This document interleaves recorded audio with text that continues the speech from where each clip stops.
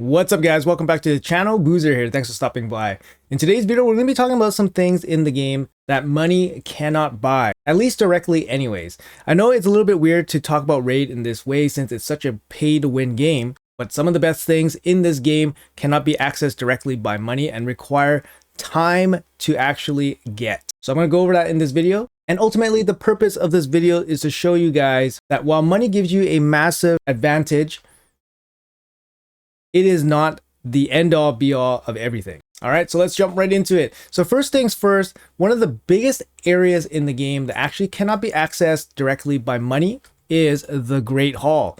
So the Great Hall is something you build up by doing classic arena battles. By doing these battles, you get these medals along the way, the bronze, silver, and gold, and then you have to upgrade each of these areas from 0 all the way up to 10 for additional stats. Now these stats basically are game wide, right? So all your champions of this affinity are getting additional crit damage, additional accuracy. Now this is very important. These are sizable amounts of stats. And if you completely neglect your Great Hall, meaning that you don't do any classic arena battles, your Great Hall will be underdeveloped and you'll be missing a big chunk of stats. As of the date of the recording of this video, there's no way for you to buy these medals for Great Hall bonuses. So this is something that you must commit your time into doing. So you could theoretically do this much more quickly if you buy, for example, buy tokens. You can buy tokens for 40 gems a bag of 10. That's one way to accelerate the process of acquiring these medals, but you still have to attribute time to classic arena so that you guys can actually do some farming, right? It does take time and it's not always something that everybody has access to. So, you have underdeveloped Great Halls all the time. In this case, I'm finished my Great Hall. It took me about 2 years to do so without having to overspend on additional token bags for additional battles. That's doing your fights every day, pretty much. It's taking a little bit longer, and there we go.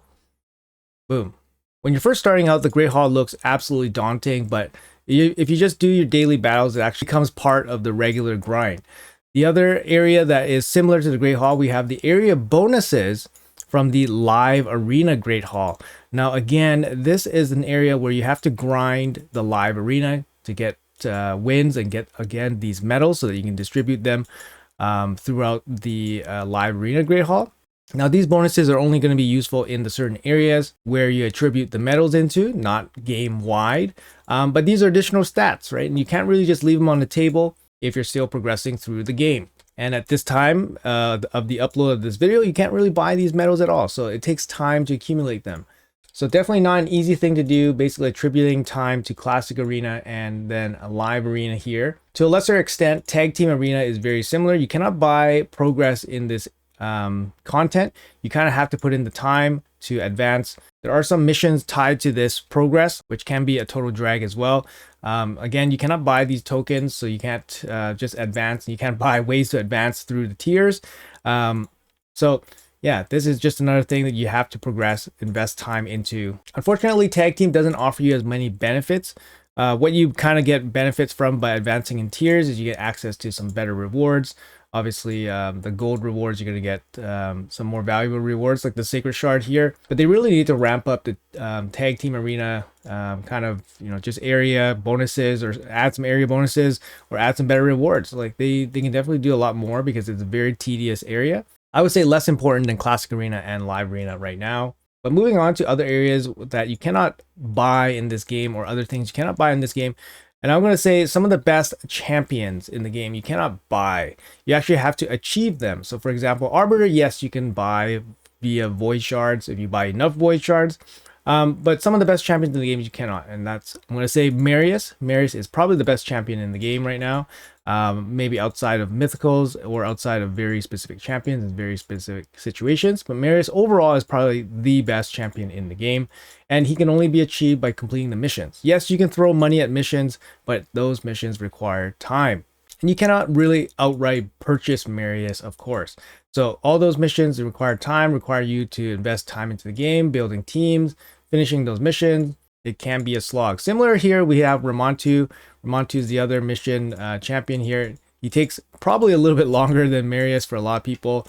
He's still a good champion, just hasn't found his place in the current meta. It's still very useful. Lately, Plarium has added some really strong champions in different areas of the game. For example, from Curse City, we have Carnage. Carnage is very powerful mythical champion. He is free, basically achieved through progress through Centranos, and he cannot be pulled from shards. So he is very good, and of course requires progress to finish. The other champion that was introduced that's actually really strong was from Siege. In Siege, we have the champion Lamassu. Lamassu here, extremely powerful champion. She gives you access to a lot of great debuffs in her kit, decreased speed, block buffs, as well as a huge turn meter boost for one champion. Just a really versatile champion. You can use her for PvE or PvP. But yeah, she is available only through progress in Siege. Another great champion that can only be achieved by progress is actually Empress. Empress, the anomaly here, he can be achieved through Chimera progress. Again, cannot be purchased, cannot be pulled from a shard. Extremely good champion, extremely special champion. He has the basically has a way to remove stone skin without requiring accuracy, and it cannot be blocked, but he can weak hit and all that stuff, and this can fail. Otherwise, extremely powerful champion. Great secondary form with DPS, great necrosis passive as well, and he cannot be directly bought. He has to be progressed through. You have to collect his tokens by doing the Chimera chest, so it all requires time. A more accessible champion that everyone might have before all of those champions is actually Mithrall. Mithrall is an incredible champion. She has ability to solo bosses. She's great in PvE, PvP content. One of the few champions that have Hex built into her kit, and a really powerful passive here that gives her a viable way to stack up resistance to levels that make her very relevant. And she can only be achieved through the Hydra content in this game. No other way. You can't pull copies of her or anything like that. So yeah, some of these champions in the game, they're some of the best in their respective roles, and they're very not champions that you can pull from shards, not champions that you can basically buy progress in, but you have to commit the time to get them, and in some cases it can be many months. For example, Carnage, for example, could be 9 months, 10 months, 12 months. It all depends on your progress through Centrano City. So we talked about exclusive champions through content in this game. How about the gear pieces in this game? So some of the best gear pieces in this game are actually obtained without spending money. You have to just progress through content in the game. So for example, Hydra brings you the stone skin set and the protection set, and both of those sets are extremely powerful for PvP content and PvE content. So you can kind of see through my roster here how many of my champions are actually geared out in protection or stone skin gear. See Mikage here, she is geared out in full protection set. You have this Aphesis who's in the day set for Faction Wars, but you have Carnage here with the lethal and the stone skin. So he's got stone skin on in this guy. Empress has lethal and stone skin. You have merciless gear on Rhodos, and merciless gear comes from the Centrano City. Again, progress gated gear. Without having to go into Centranos yourself, you would never get merciless pieces. These pieces cannot be purchased like in the shop or anything like that. In the past, they've sold things like Savage Gear, Speed Gear, but they can't sell pieces of gear from these exclusive areas yet. For example, like Protection, Merciless, for example, Terraces and Merciless. Protection again, lots of protection here. Lethal Stone Skin. Mithrall is in Stone Skin, and then you have Stone Skin Supersonic. Supersonic's another set from the Central City, similar to Merciless gear. It's gated by progression. You have to basically farm the gear by doing the progress through the Central City. These gear cannot be bought, cannot be crafted, and obviously the more pieces of these gear you get, the better odds of you getting better pieces of those gear, because you can't control the rolls of the gear as well, so you need more copies of them to roll up. So we talked about Stone Skin, Protection, Merciless, and Supersonic sets. They're gated by Hydra content. They're gated by Central City.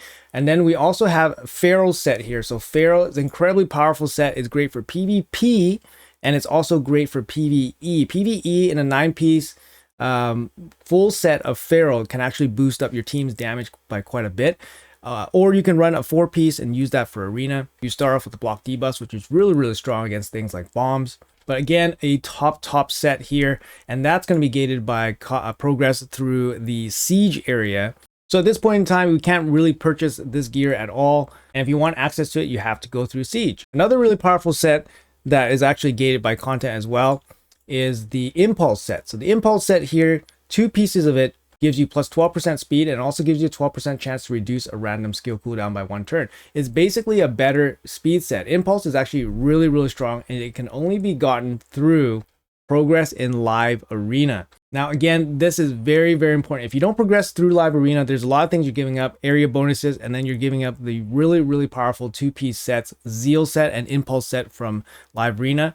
And again, at this time, you can't really get these pieces of gear in any other way. So you guys can clearly see that there's a lot of gear in this game for the end game. So the end game pieces of gear that you actually have to farm by using time in the game, progressing through various levels of content. And you can't really just throw money at it and then have a big stash of gear, for example, right? In the past, the best sets were actually purchasable. For example, Savage set, you could actually just purchase big stacks of them. But nowadays, the best sets in the game are actually farmed and not paid for. Now, the next thing in this list of things that you can't actually buy in this game and things you have to actually progress in the game to get are these new power creep items called relics. So relics, they come from basically crafting. You have to get materials through the Chimera. Sometimes there's events for special materials, so you can craft only specific relics. But relics are a massive power creep, and it only comes from progress in the Chimera. It's a long, grindy process. And then once you get enough material, you go to the forge, you craft up your relics. And, you know, you need a lottery, like a lot of different lottery tickets, right? You need a lot of opportunities to roll the good relics, obviously. And there's some really good ones, some really strong power creep ones. But at this time, you can't really just purchase outright relics. You can't really just purchase outright materials. You have to spend the time and progress through Chimera, through special events, just to get the materials so you have a chance at the relics. So this is another really big thing. It provides huge benefits, huge ability boosts, huge power boosts, stat boosts. And these relics are really just shaping up a lot of the different meta in different areas. Obviously increasing your power for PvE boss fights and also increasing your power during arena fights. So these are really important, and you know, you can't really get around them with money. You have to progress through the areas to get the material to roll the relics. And the last thing I want to talk about that actually fall into the category of can't be bought by money, for example, are glyphs. So glyphs have always been gated by faction wars. Progress through faction wars, you have to spend the time to farm up the levels in faction wars, and then you have to spend the time to run your keys so that you can farm the glyphs. To my knowledge, there's only been maybe, I think, 1 instance where they sold the top glyphs in, you know, for example, packs where you can actually sell them. I believe it was the 6-star speed glyph that was for sale with speed gear packs back in the day. They don't do those anymore. Right now they do like medium-sized glyphs in the Forge Pass, for example, 4-star glyphs in the Forge Pass. So they shied away from selling like 6-star glyphs. So these glyphs are really hard to come by because you actually have to progress in the game. So for example, if you never actually, you know, jumped in the game, spent time in the game and played faction wars, even though you might have, you know, 6-star fully blessed plus 4 empowered champions, the gear on those champions won't have good glyphs on them. And glyphs provide huge stat boosts, right? And push your limits of your gearing to new levels. And it also just helps in building some builds, especially if you have things like if you needed to build specific speed tunes, for example, having glyphs definitely help. So for example, I even stack up and build up, you know, the lower glyphs. So I never even give up my 2 faction keys. I always just throw them into the lower levels. So I still pick up some of the lower level glyphs here and there. You can kind of see my glyph stash here. Obviously the speed glyph gets used the most because it's the most valuable one. And then the flat attack and the flat HP are the least valuable ones. But yeah, having a big stash of glyphs is just something you just can't really buy in this game. It just takes time to accumulate. And sometimes it can be really important. All right, guys, that's going to be it for the video. I did speak about a lot of things in this game that you can't really directly purchase through things like from the shop, for example. But obviously, you can achieve those things indirectly by having money injected into your account so that you have a really strong account so that you can progress through those levels and then achieve whatever you need to achieve. However, by doing that, you have to invest a lot of time, obviously. So I guess the purpose of this video was just to reiterate what is achievable in this game by throwing money at it and what is actually achievable by throwing time and progress into it. And at the very end game level, you can kind of see that obviously the gearing especially has to come from progress in the game.